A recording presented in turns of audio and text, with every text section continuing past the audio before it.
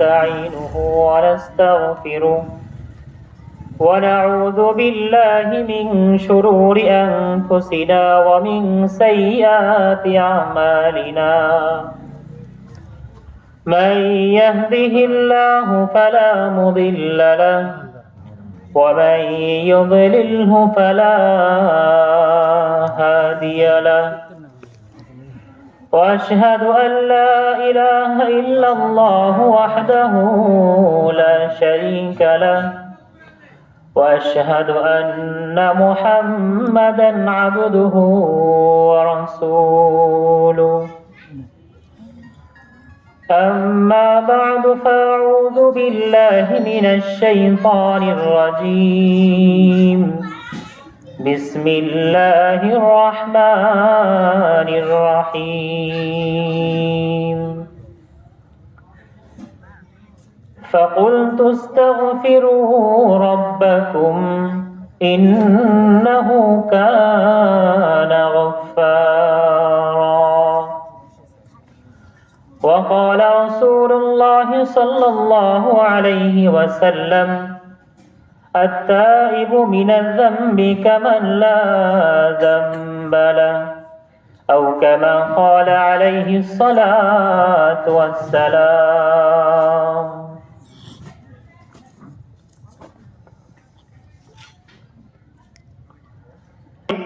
প্রথমে আমরা শুকরিয়া আদায় করে নেই যে আল্লাহ তাআলা আজকের এই সুন্দর একটা দিনে আবহাওয়াকে আমার আপনার জন্য সুন্দর রেখে, পরিষ্কার রেখে, পরিচ্ছন্ন রেখে, ঠান্ডাকে অন্যান্য দিনের তুলনায় অনেক কম রেখে আমাদেরকে সুস্থ অবস্থায় আল্লাহ তাআলা দুনিয়ার বুকে সবচেয়ে সম্মানী মজলিসের একটা, যেখানে দ্বীন নিয়ে আলোচনা করা হয়, আল্লাহ এবং তার রাসূল সাল্লাল্লাহু আলাইহি ওয়াসাল্লামের সিফাত নিয়ে, কোরআন এবং হাদিস নিয়ে আলোচনা করা হয়, এরকম একটা মজলিসে উপস্থিত হওয়ার তৌফিক দান করেছেন।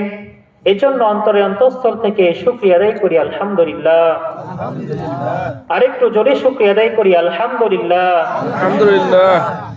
লাখো কোটি দরুদ বর্ষিত হোক মানবতার মুক্তি দূত সাইয়্যিদুল আম্বিয়া, আখিরুল আম্বিয়া, সর্বশ্রেষ্ঠ নবী, সর্বশ্রেষ্ঠ মানব, সর্বশেষ নবী হযরত মুহাম্মদ মুস্তাফা সাল্লাল্লাহু আলাইহি ওয়াসাল্লামের প্রতি সকলেই দুরূদ পড়ি সাল্লাল্লাহু আলাইহি ওয়াসাল্লাম। মহান আল্লাহ তাআলা আমাদেরকে দুনিয়াতে জীবন দান করেছেন, আমাদেরকে রিজিক দান করেছেন, আমাদেরকে মেধা দিয়েছেন, আমাদেরকে ভালো মন্দের জ্ঞান দান করেছেন, আমাদেরকে বুদ্ধিমান আকলমন্দ বানিয়েছেন। এজন্য আমরা যারা অন্যদের তুলনায় আকলমন্দ, বুদ্ধিমান, আমাদের জন্য বিশেষ কিছু কাজ রয়েছে। যেমন দুনিয়ার ক্ষেত্রে আমরা যখন কোনো পাগলকে দেখতে পাই যে সে উলঙ্গ অবস্থায় রাস্তা দিয়ে হাঁটছে, আমরা কিন্তু তাকে বলি না যে পাগল তুমি কি কাপড় পরছো না কেন, লুঙ্গি পরছো না কেন, উলঙ্গে কেন।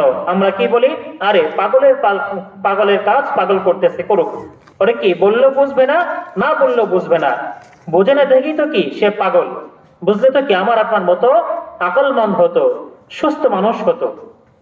এজন্য দুনিয়াবি দিক থেকে আমরা যেমনি ভাবে পাগলকে ছেড়ে দেই, আল্লাহ তাআলাও তার ইবাদত থেকে, তার নেকি থেকে, তার গুনাহ সমূহ থেকে কি আল্লাহ তাআলাও এই পাগলকে বাদ দিয়েছেন। কারণ আমরা সকলেই জানি ইসলামের যে সকল বিধান একজন মুসলমানের উপর, একজন মানুষের উপর ফরজ হয়, এই ফরজ হওয়ার জন্য যে সকল শর্ত রয়েছে তার মধ্যে একটা শর্ত হচ্ছে যে লোকটা সুস্থ হওয়া, আকলমন্দ হওয়া, জ্ঞানী হওয়া।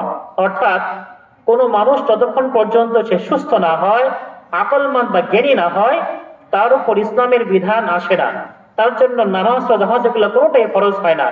ইসলামে কোনো শাস্তিও কি তার উপর আসে না।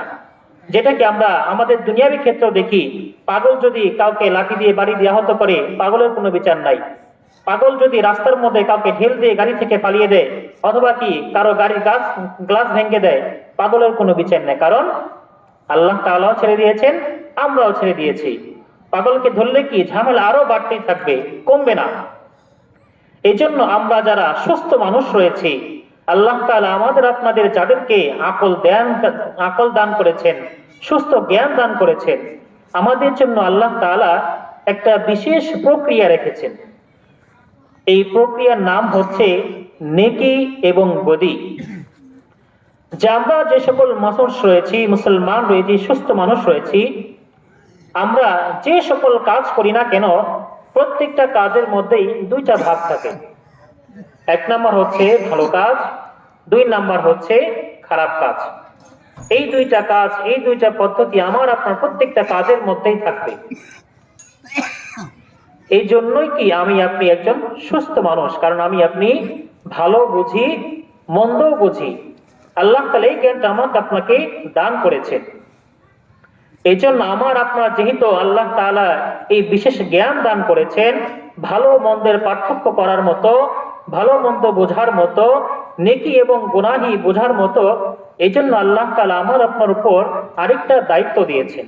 সেই দায়িত্বটা হচ্ছে কি, যখন আমার আপনার দ্বারা কোনো গুনাহ হয়ে যাবে, আমার আপনার একান্ত কর্তব্য দায়িত্ব হচ্ছে কি, আল্লাহ তাআলার দরবারে ক্ষমা চাওয়া, আল্লাহ তাআলার দরবারে ইস্তেগফার করা, তওবা করা।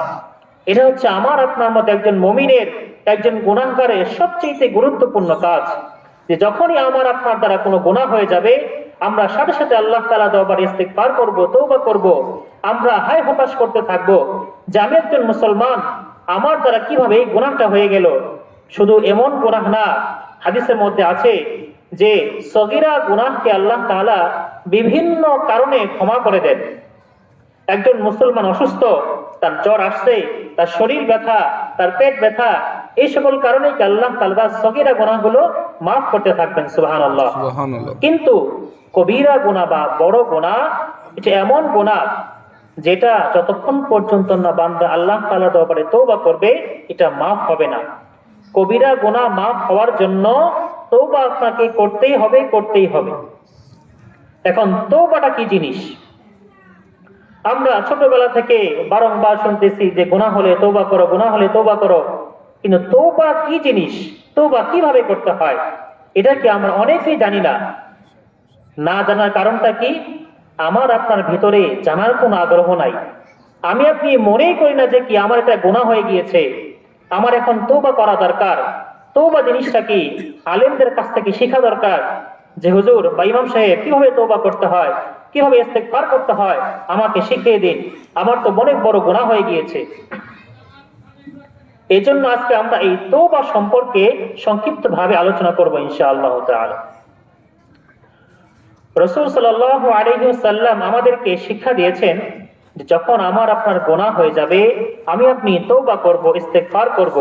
এবং এই তওবা ইস্তেগফারের পদ্ধতিটা কি হবে, সেটাও কি রাসূল সাল্লাল্লাহু আলাইহি ওয়াসাল্লাম আমাকে আপনাকে সুন্দরভাবে শিক্ষা দিয়েছেন।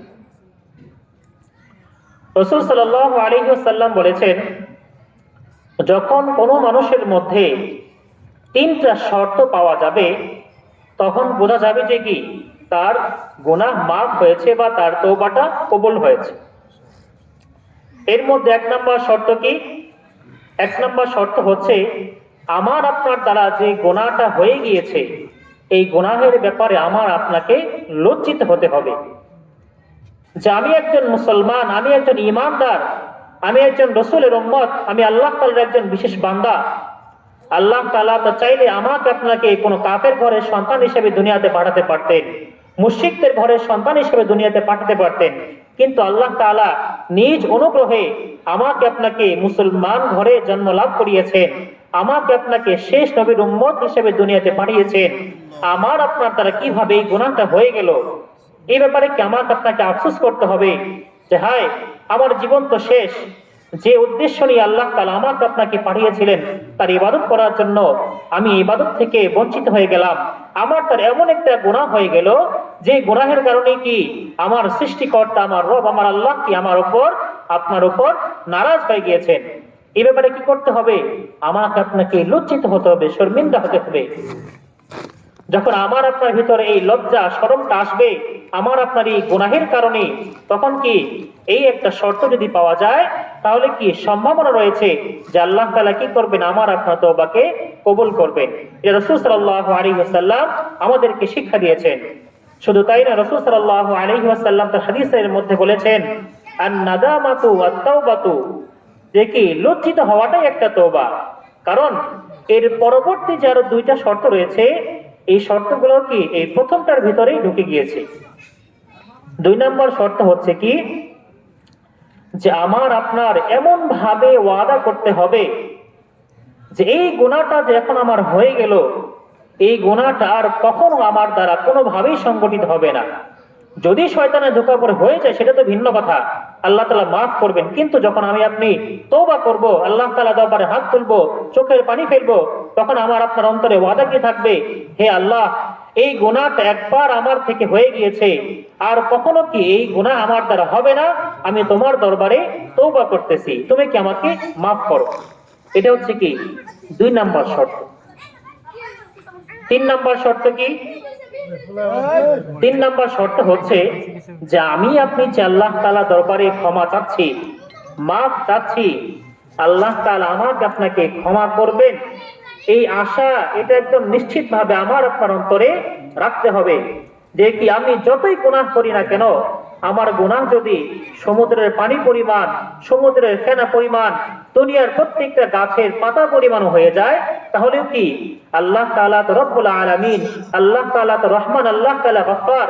শুধু তাই না, আল্লাহ তাআলা কি বলেছেন, ইন্নাল্লাহা ইউহিব্বুত তাওয়াবিন ওয়া ইউহিব্বুল মুতাতাহহিরিন, যে যারা তওবা করে আল্লাহ তাআলা কি তাদেরকে ভালোবাসেন, যারা পবিত্রতা অর্জন করে পবিত্র থাকে তাদেরকে আল্লাহ তাআলা ভালোবাসেন। সুতরাং আমি আপনি যদি আল্লাহ তাআলার দরবারে খাস ভাবে, খাস দিলে এই ওয়াদা করতে পারি যে হে আল্লাহ, আমার গুনাহ হয়ে গিয়েছে, আমাকে মাফ করো, আমার এই গুনাহ হয়ে গিয়েছে, আমি লজ্জিত, আমার যত গুনাহ হয়ে যাক না কেন, তোমার রহমতের চাইতে কি আমার গুনাহ বেশি হতে পারে না। সুতরাং তুমি কি করো, আমার গুনাহের দিকে না তাকিয়ে তোমার রহমতের দিকে তাকিয়ে কি করো, আমার গুনাহ সমূহকে মাফ করে দাও।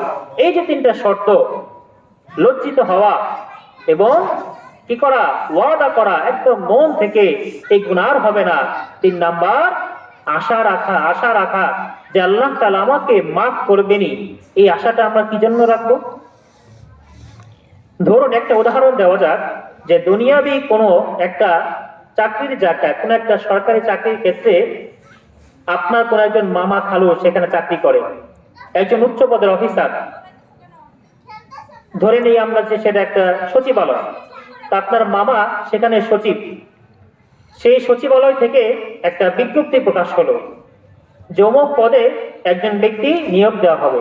শর্ত কি, ইংলিশে ভালো থাকতে হবে, তাকে কি হ্যান্ডসাম হতে হবে, সুদর্শন হতে হবে, তার হাতের লেখা কি সুন্দর থাকতে হবে। একটা বিজ্ঞপ্তি প্রকাশ করে দেওয়া হলো। এখন কি সেই যে মামা রয়েছে সচিব, সে বিভিন্ন জায়গায় কি লোকজন খোঁজ করতেছে। এমন সময় তার একজন খালাতো বোন বা মামাতো বোন কি ফোন দিল যে ভাই, শুনলাম তোমার অফিসে নাকি একজন লোক নিবা, তো তোমার ভাগিনাও তো কি ইংলিশে ভালো, IELTS করছে, আবার কি হাতের লেখাও সুন্দর, তুমি অন্যদিকে কি লোকজন খুঁজতেছো? আগে কি নিজের দিকে তাকাও না। কারণ কি সচিব রাতে উল্লা পাল্টা করলে আবার কি অন্য কেউ ধরা দেব, নিজের লোক থাকলে কি দুর্নীতিটা একটু ঢাকা থাকবে। তুমি কি করো, এই মামা কি বলে, যা আসলে আমরা তো জানতাম না যে কি ভাগিনা এত শিক্ষিত হয়ে গেছে, তাহলে তুমি কি করো, এক কাজ করো, ভাগিনারা আমার কাছে পাঠাও, তাহলে আমি করবো নি। তো সেই ভাগিনা অফিসে আসার পর মামারে বলে যে মামা কিভাবে আবেদন করতে হবে, আমি তো পারি না, একটু দেখায় দেয়। মামা কি বলে, বস আমি বলি তুই কি লেখ, লিখে কি আবেদনটা কর। অর্ধেক লেখছে, ভাগনা কি বলে যে মামা লিখতে তো ইচ্ছা করতেছে, কিন্তু কি হাত কাঁপতেছে, এত বড় একটা চাকরি আবেদন করতেছি, আপনি যদি কি একটু লিখে দিতেন। মামা কয় কি, আরে ভাগিনা কি যে ঝামেলায় ফারাস, আনমো চাকরি তো আমাকে লেখাও দিব, দে সামনে দে। মামা কি করছে, আবেদন লিখছে, লেখা পরে কি মামায় আবেদন লিখে কি নিজের কাছে রেখে দিছে, কারণ কি নিজেই তো নিয়োগ দিব। এখানে কি অন্য কারো আসার কোনো সুযোগ আছে?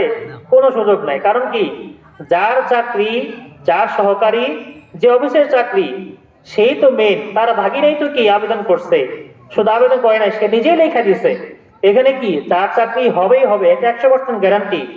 ঠিক তেমনি ভাবে আমি আপনি যে আল্লাহ তাআলার দরবারে তওবা করব, দোয়া করব, ক্ষমা চাইবো, এগুলা কি আমার আপনার শিক্ষা নয়, বরং আল্লাহ তাআলা কোরআনের মধ্যে আমাকে আপনাকে শিক্ষা দিয়েছেন কোন শব্দে, কোন ভাষায় কিভাবে কোন গুনাহের ক্ষেত্রে আল্লাহ তাআলার দরবারে দোয়া করতে হবে।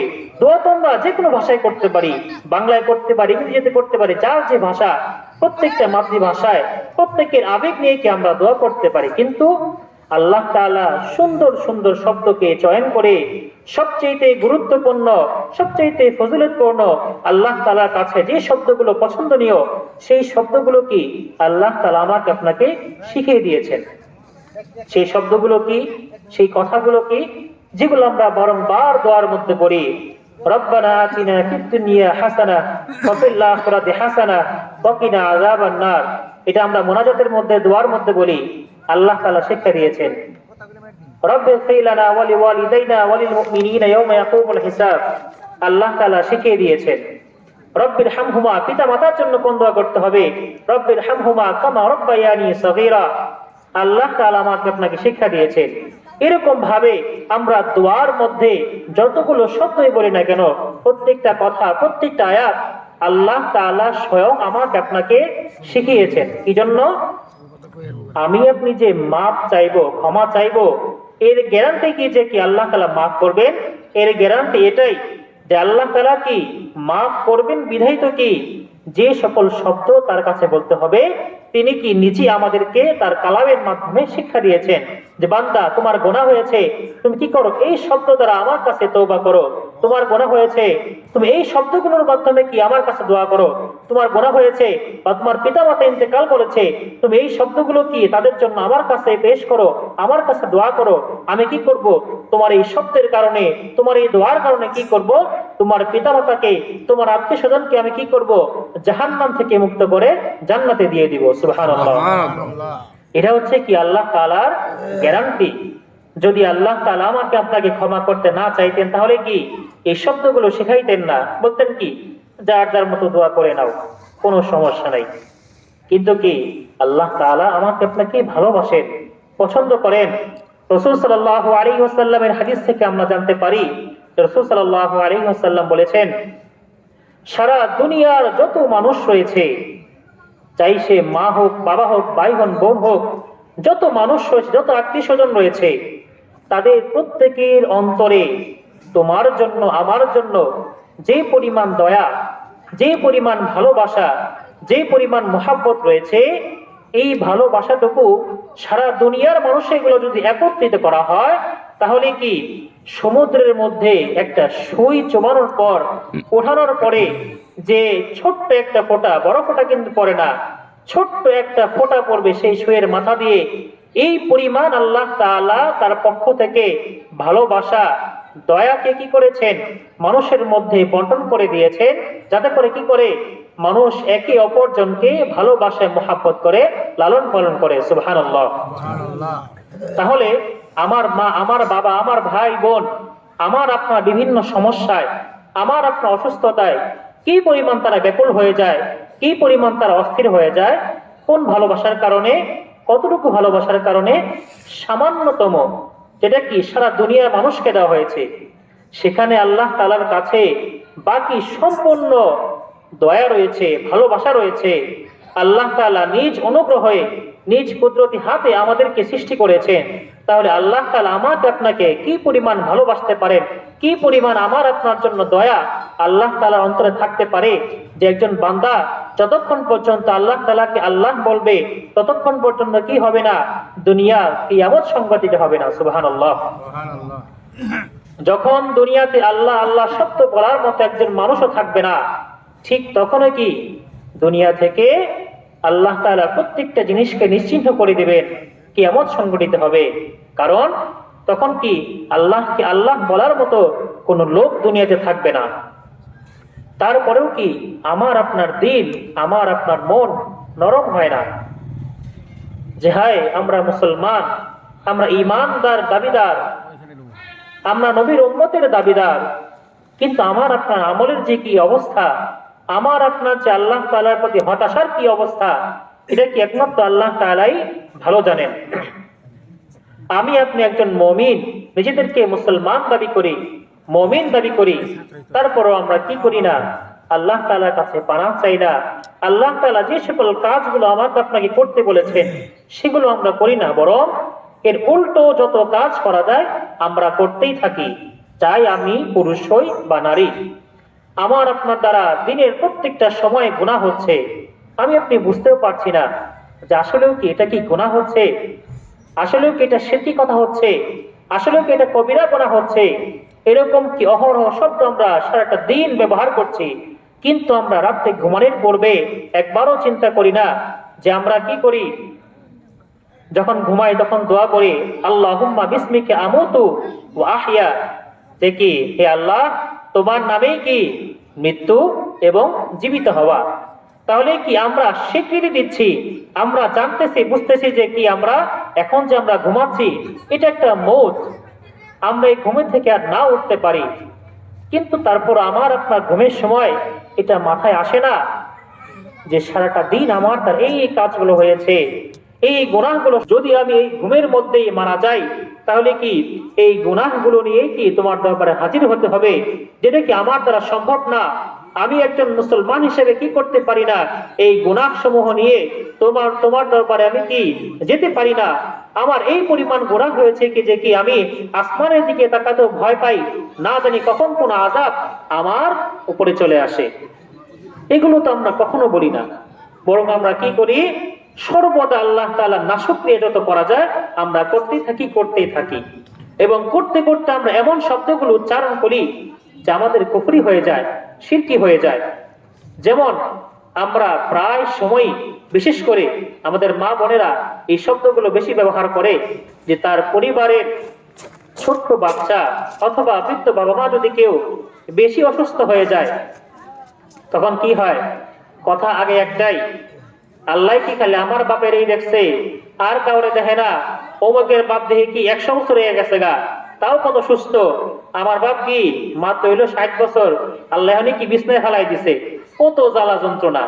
এই যে একটা কথা যে আল্লাহ কি আর কাউকে দেখে না, আল্লাহ তো যার জন্য যেটা ভালো সেটাই দিয়েছেন, এই যে অসুস্থতা দিয়েছেন এর মধ্যেই তার জন্য কল্যাণ রয়েছে, এই জন্য আল্লাহ তাআলা তাকে অসুস্থতা দিয়েছে। এখানে তো কি আপনি বললেও কোনো কাজ হবে না, না বললেও কোনো কাজ হবে না, আপনার রিজিক তৈরি, আপনার কখন কি হবে সেটা আগে থেকে প্রস্তুত। রিজিক মানে কি শুধু খাবার না, কিন্তু যে আমরা খাবার খাইলাম 3 বেলা এটাই রিজিক না, আপনার প্রত্যেকটা কাজই আপনার রিজিক, আপনার হায়াত আপনার রিজিক, আপনার কাপড় চোপড় আপনার রিজিক, আপনার খাবার দাবার, এসব প্রত্যেকটা বিষয় যা আমার আপনার জন্য প্রয়োজন, প্রত্যেকটা বিষয় কি আমার আপনার রিজিকের অন্তর্ভুক্ত। কিন্তু আমি আপনি কি করি, এই যে 60 বছর আমার আপনার বাবা সুস্থ ছিলেন তখন কি করিনি, তার খেদমত করিনি। 60 বছর 65 বছর আমার আপনার মা সুস্থ ছিলেন, তার খেদমত করিনি। শেষ যখন কি তাদের বয়স হয়ে গিয়েছে, বৃদ্ধ হয়ে গিয়েছেন, অসুস্থতার একটা সময় চলে আসছে, তখন আমরা কি করি, আল্লাহর সাথে আফসোস করি আল্লাহ কি আর কাউরে দেখে না। আমার সন্তান কি অসুস্থ হয়ে যায়, আল্লাহ কি আর কাউরে দেখে না যে কি 10 বছর পরে আমার কি নাতির ঘরের নাতিটা হয়েছে, মেয়ের ঘরের নাতিটা হয়েছে, আল্লাহ কি এরই দেখলো, এই যে ঠান্ডা লাগছে 1 সপ্তাহ যাবত কি ভালো হইতেছে না, আল্লাহ তোমার কি খেলা, আল্লাহ তোমার কি বিচার, আমি কার কাছে বিচার দিব। আল্লাহ তাআলার বিচার সম্পর্কে কি আমরা আরেকজনকে খুঁজতেছি কি বিচার দেওয়ার জন্য।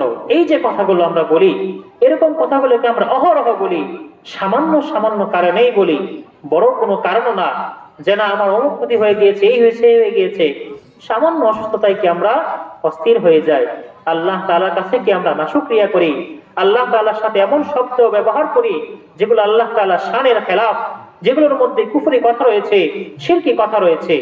অথচ আল্লাহ তাআলা যখন আমাকে আপনাকে নিয়ামত দান করেন তখন কি আমরা একবারও বলি না যে আল্লাহ তুমি অমুক এই জিনিসটা দাও নাই, আমারই দিছো, তোমার অনেক শুকরিয়া, তুমি ছাড়া আর কোনো রব নাই, তুমি কি মহান, তুমি গফফার, তুমি রহমান। এরকম কি আমরা মনে হয় না কি কখনো কি শুকরিয়া আদায় করছি, দিছে আলহামদুলিল্লাহ পায়ে গেলাম, পাশের বাড়ি হয়েছে হের হয়েছে আমার নাই কেন, হেরটা কেমনে কি ধ্বংস করা যায়, নষ্ট করা যায়, সেই চিন্তাকে আমার আপনার মাথার ভিতরে ঘুরঘুর ঘুরঘুর করতে থাকে, কারণ শুকরিয়া নাই। আমরা শুধু কি ভালোটা খুঁজি, যখন কি আল্লাহ তাআলার পক্ষ থেকে কোন একটা কষ্ট আসে, কোন একটা দুঃখ আসে, তখন কি আমরা সহ্য করতে চাই না।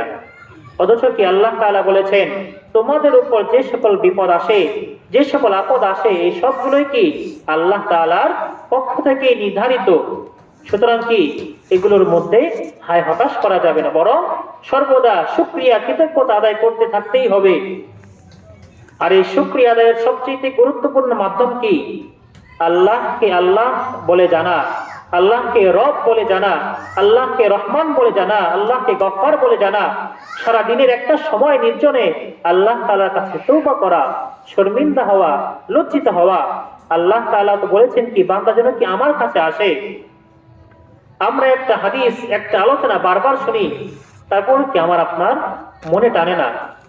আমরা বারংবার ওয়াজের ময়দানে শুনি, বিভিন্ন মজলিসের খুতবার মধ্যে শুনি যে আল্লাহ তাআলা শেষ রাত্রিতে একদম প্রথম আসমানে নেমে আসেন। আসার পরে জিজ্ঞেস করেন, আছো কি আমার কোনো বান্দা যার গুনাহ রয়েছে, যার ক্ষমা দরকার, সে আমার কাছে ক্ষমা চাও, আমি তাকে ক্ষমা করে দিব।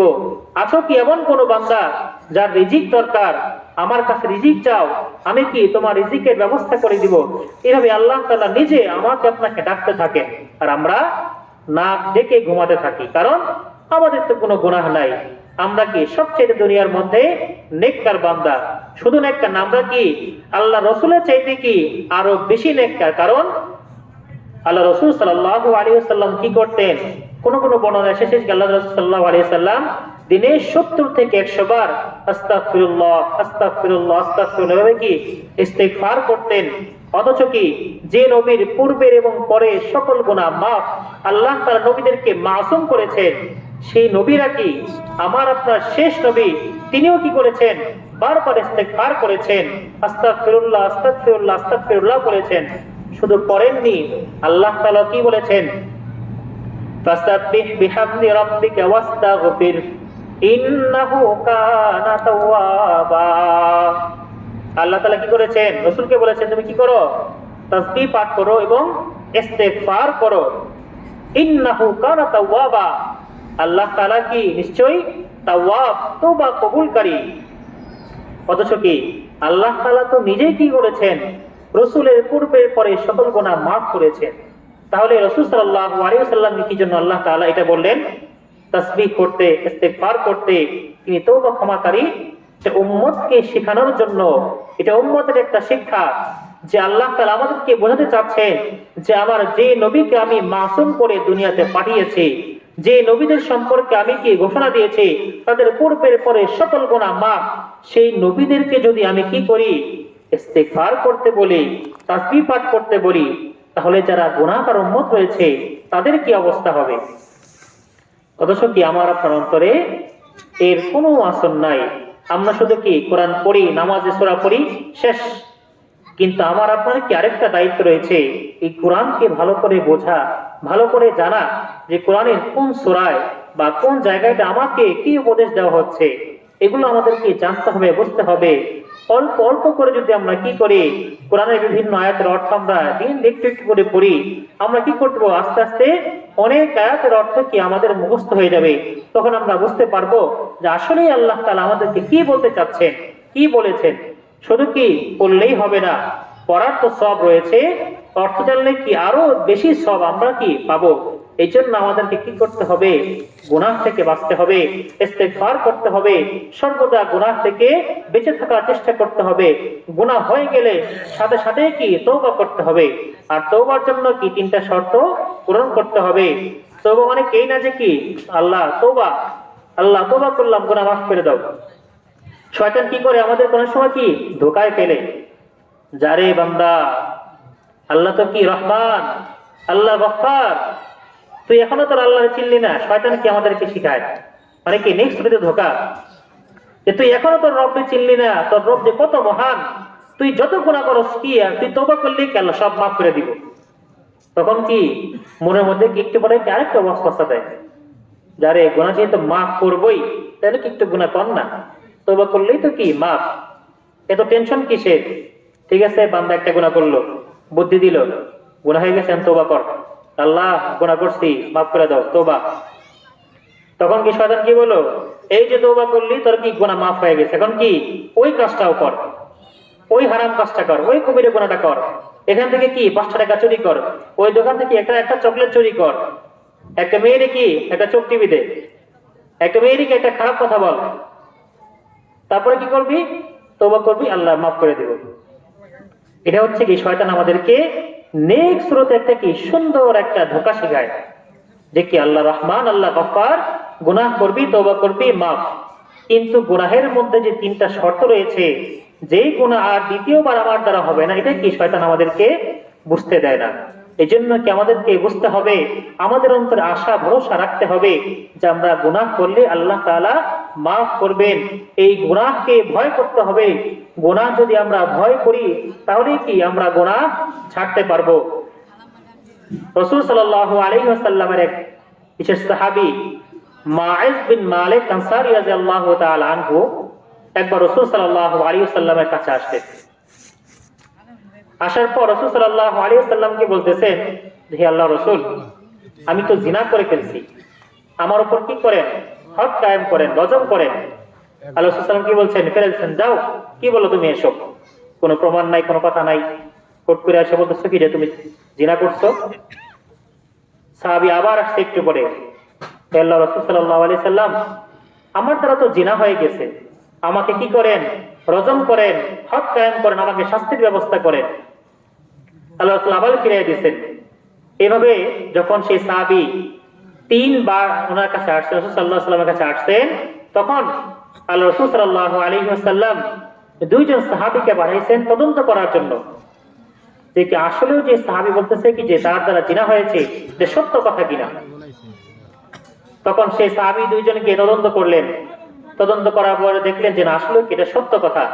তখন রাসূল সাল্লাল্লাহু আলাইহি ওয়াসাল্লামের কাছে এসে বললেন যে আল্লাহ রাসূল সাল্লাল্লাহু আলাইহি ওয়াসাল্লাম, আপনার এই সাহাবী মাইজ বিন মালিক তো সত্য কথা বলেছে, সে কি বাজারের অমুক মহিলার সাথে কি জিনা করেছে।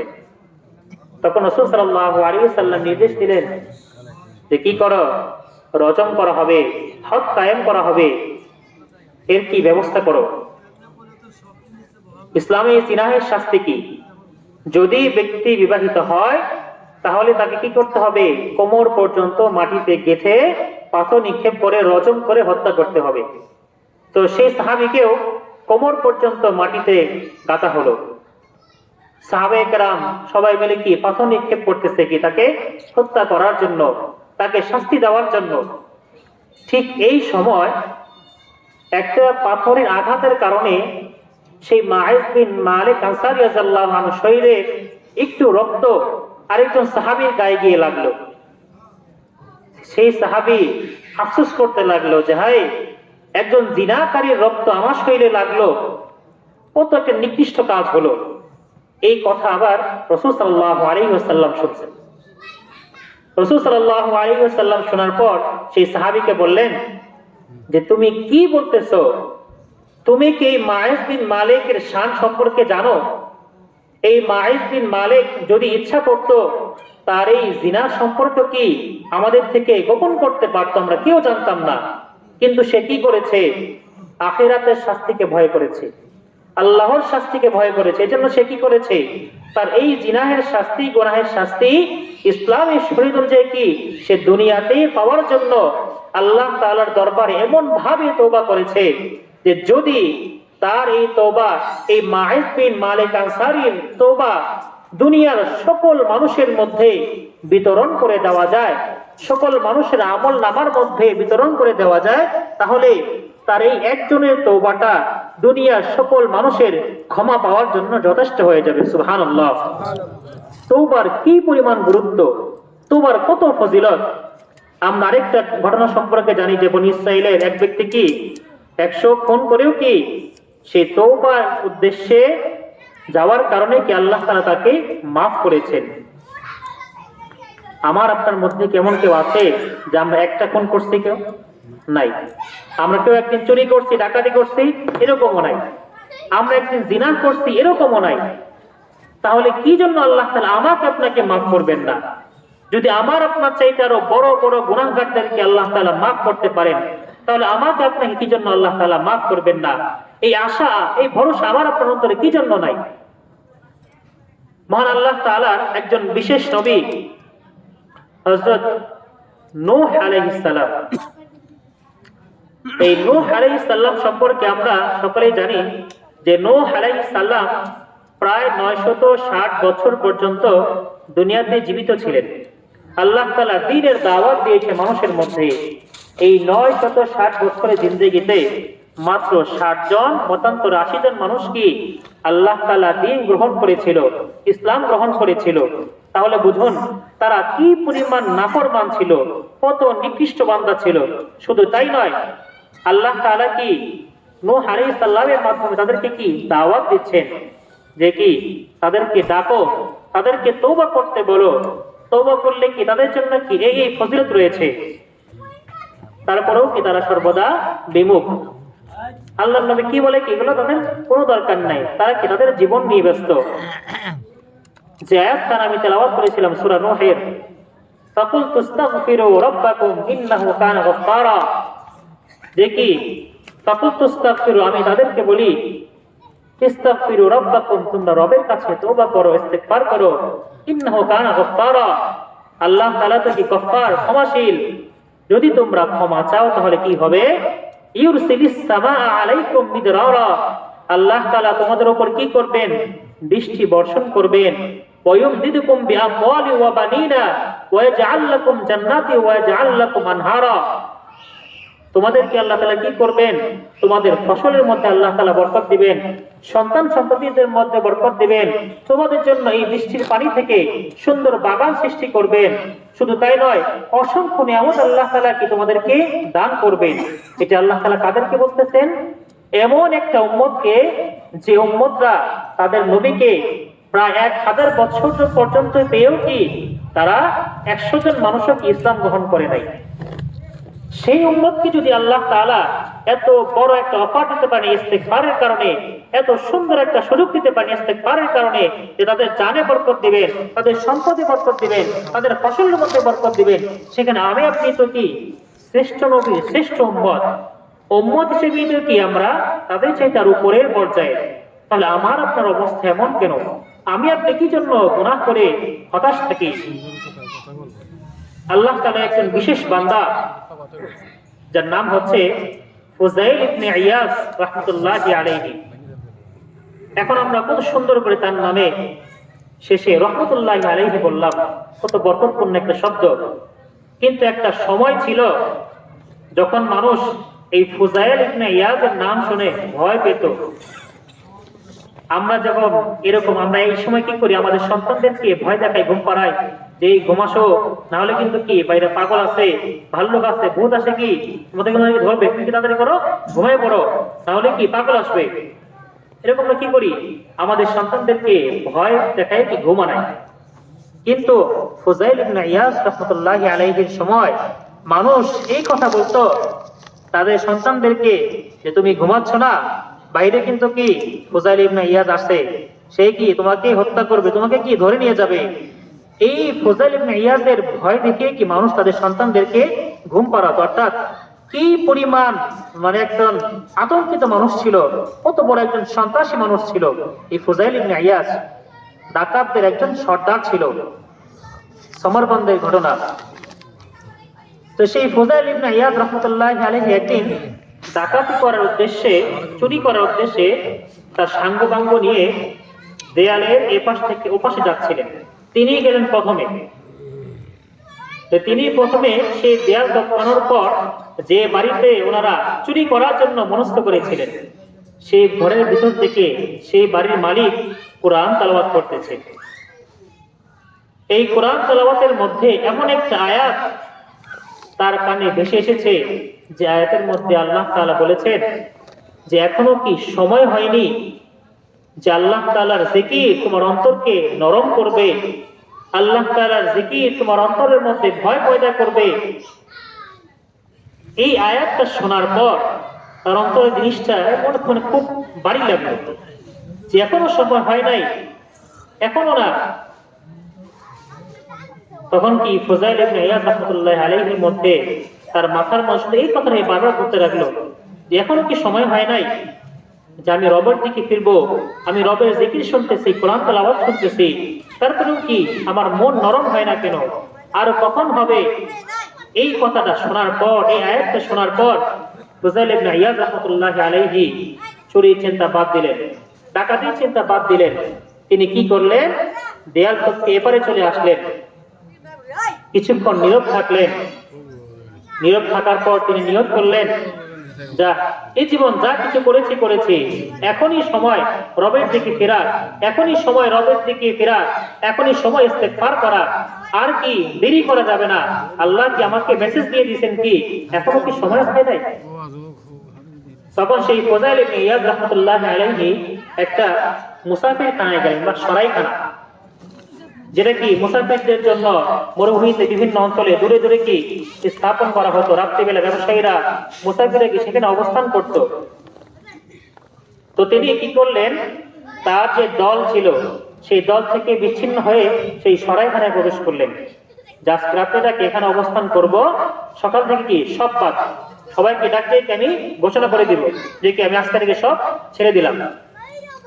তো তিনি যখন সরাইখানায় ঢুকলেন, সরাইখানায় ঢোকার পর কতক্ষণ বসে থাকলেন, আর অনেক মানুষ, অনেক ব্যবসা, অনেক মুসাফির সেখানে অবস্থান করতেছে।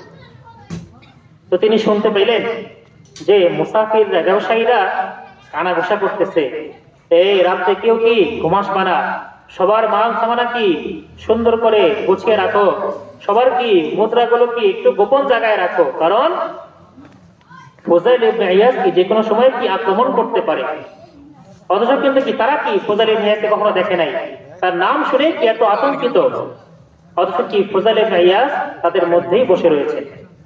তখন তার চোখ থেকে অনবরত পানি ঝরছে, যে আল্লাহ, আমি এমন নিকৃষ্ট বান্দা যে মানুষ আমার ভয় দেখে তাদের বাচ্চাদেরকে ঘুম পাড়ায়, আমি এমন নিকৃষ্ট যে আপনার মুসাফির বান্দারা আমাকে দেখে ভয় পায়, আমি এমন নিকৃষ্ট যে কি আপনার ব্যবসায়ী বান্দারা আমাকে দেখে তাদের সম্পদকে লুকায় রাখে, আমি কত নিকৃষ্ট বান্দা। এই যে তিনি কি কান্না আরম্ভ করলেন, রাত্রে আর ঘুম নাই, সারা রাত আল্লাহ তাআলা দরবারে কান্নাকাটি করলেন, তওবা করলেন, এবং সেখান থেকে কি করলেন? সে চলে গেলেন মক্কার উদ্দেশ্যে। এবং পরবর্তীতে ওই দিনের পর থেকে তার তওবাকে আল্লাহ তাআলা এমন ভাবে কবুল করেছেন যে তিনি সেই জামানার একজন মুহাদ্দিসদের একজন অন্যতম একজন মুহাদ্দিস ছিলেন। সুবহানাল্লাহ। এই ইস্তেগফারের মধ্যে কত ফজিলত রয়েছে, ইস্তেগফারের কি পরিমাণ শক্তি রয়েছে। ইস্তেগফার কি আমি আপনি যত বেশি পড়বো আমার আপনার কি আমল তত মজবুত হবে। ইস্তেগফার আমি আপনি যত বেশি পড়বো আমার আপনার প্রয়োজন তত পূরণ হবে, কারণ এটা আল্লাহ তাআলার ওয়াদা, ফাকালতুস্তাগফিরু রাব্বাকুম ইন্নাহু কানা গাফফারা ইউরসিলিস সামা আলাইকুম মিদরারা। যে কি ইস্তেগফার করলে আমলে বরকত হবে, সম্পদে বরকত হবে, সন্তান সন্ততিদের মধ্যে বরকত হবে, রিজিকের মধ্যে বরকত হবে, হায়াতের মধ্যে বরকত হবে। সুতরাং আমরা যারা মনে করি যে না আমরা গুনাহগার, আমাদের কি বেশি থেকে বেশি ইস্তেগফার করা উচিত। আর যদি আমরা এখানে কেউ থেকে থাকি যে না আমার জীবনে কোনো গুনাহ নাই, তাহলে দয়া করে হাতটা বাড়ান কি আমরা সকলে মিলে আপনার কাছে কি আজকেই মুরিদ হয়ে যাব। আর যদি মনে করি যে না আমাদের সকলের গুনাহ রয়েছে, তাহলে কি আমরা সকলেই যখনই কোনো গুনাহ হয়ে যাবে আমরা ইস্তেগফার করব, গুনাহ নাই হয় নাই ইস্তেগফার করতেই থাকবো, হাঁটবো আস্তাগফিরুল্লাহ আস্তাগফিরুল্লাহ আস্তাগফিরুল্লাহ আস্তাগফিরুল্লাহ, কোনো সমস্যা নাই, মুখেও বাজে না। আস্তাগফিরুল্লাহ ছোট্ট একটা শব্দ, অথচ এর নিয়ামত, এর নিয়ামত একমাত্র আল্লাহ তাআলাই ভালো জানেন যে আল্লাহ তাআলা কোন দিক দিয়ে যে ইস্তেগফারের বরকতে আপনাকে কি দান করবেন, এটা কি আল্লাহ তাআলা ব্যতীত আর কেউ বলতে পারে না। এজন্য আমাকে আপনাকে সর্বদা ইস্তেগফার পাঠ করতেই হবে, করতেই হবে, করতেই হবে। আমরা হাঁটবো ইস্তেগফার, আমরা বসে থাকবো ইস্তেগফার করবো, আস্তাগফিরুল্লাহ করবো, রাতে ঘুমানোর পর ইস্তেগফার করবো, 2টা মিনিট সময় নিয়ে আল্লাহ তাআলা দরবারে কান্নাকাটি করবো। আরে এখন তো লম্বা রাত, লম্বা সময়, প্রায় 10 ঘন্টার মতো রাত্রি, 10 ঘন্টারও বেশি, 11 ঘন্টা প্রায় রাত্রি, এত লম্বা সময় ঘুমের কি দরকার? ফজরের ওয়াক্ত হয় এখন 5:24, শেষ হয় 6:43 বা 44, লম্বা সময়। আমি একটু যদি রাত্রে 11টায় ঘুমাই তাহলেও কি আমার আপনার 6 ঘন্টা কম হয়ে যাচ্ছে ফজরের আগেই। দিনেও তো কি আমরা 2 ঘন্টা বা আধা ঘন্টা একটু বিশ্রাম করি বা একটু ঘুমাই। তাহলে আমি আপনি যদি আরেকটু আগে আগে ঘুমিয়ে পড়ি, 9টার দিকে ঘুমিয়ে পড়ি, আমি আপনি যদি শেষ রাত্রিতে 4:30টায় উঠি অথবা 5টার সময় উঠি, আরো 25 মিনিট সময় থাকে 2 রাকাত তাহাজ্জুদ করার, একটু নফল ইবাদত করার, আমরা একটু ওঠার চেষ্টা করি। শীতকাল আল্লাহ তাআলার একটা অশেষ নিয়ামত। যদিও শীত, কিন্তু কি ঘুমের মধ্যে বরকত, ঘুমাইলে আরাম লাগে।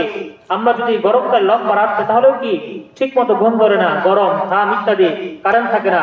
কিন্তু শীতকালে ঘুমটাও ভালো হয়, আবার কি রাতটাও লম্বা। অর্থাৎ এখানে মধ্যে কি আল্লাহ তাআলা দুনিয়াবি যে নিয়ামত ঘুম সেটাও দিয়েছেন, আবার কি উখরবি বা আখিরাতের যে নিয়ামত আল্লাহ তাআলার কাছে নফল ইবাদত করার, তাহাজ্জুদ করার, তওবা করার এই সুযোগটাও কি আল্লাহ তাআলা এই শীতকালে আমাদেরকে দান করেছেন। এই জন্য আমরা সকলেই চেষ্টা করব শীতকালে যে সময়টা রয়েছে লম্বা রাত্রি, আমরা শুধুমাত্র ঘুমে খেলায় ধুলায় খেলায় মোবাইল টিপে আমরা কাটিয়ে দিব না, বরং এর থেকে একটা অংশ আমি আপনি আল্লাহ তাআলার দরবারে নির্জনে তওবা করব। প্রত্যেক দিনের তওবা প্রত্যেক দিন আমরা করব। কারণ রাত্রিবেলা ঘুমিয়ে সকালে ওঠার মতো সুযোগ হয় কিনা সেটা আমার আপনার জানা নাই। হয়তো কি আমরা চিন্তা করব, আমার আপনার মনে থাকবে, আমার আপনার অন্তরে থাকবে, এই যে আমি ঘুমাচ্ছি আমার শেষ ঘুম, ফজরে কি আমার আর আজান হবে দুনিয়ার, কিন্তু কি আমার আর জাগ্রত হওয়া হবে না। এই জন্য আমরা এমন ভাবে ঘুমাবো যেন কি আমার আপনার কোন একটা গুনাহ বাকি না থাকে। তওবা করে ইস্তেগফার করে আমরা কি তারপরে ঘুমাবো। আল্লাহ তাআলা আমাকে আপনাকে প্রত্যেককে সব ধরনের গুনাহ থেকে বিরত থেকে আল্লাহ তাআলার দরবারে বেশি থেকে বেশি সময়, বেশি থেকে বেশি বেশি আল্লাহ তাআলার দরবারে জিকির করা এবং ইস্তেগফারের উপর আমল করার তৌফিক দান করুন। সকলে বলি আমিন। ওয়া আখির দাওয়ানা আলহামদুলিল্লাহি রাব্বিল আলামিন। আসসালামু আলাইকুম ওয়া রাহমাতুল্লাহি ওয়া বারাকাতুহু।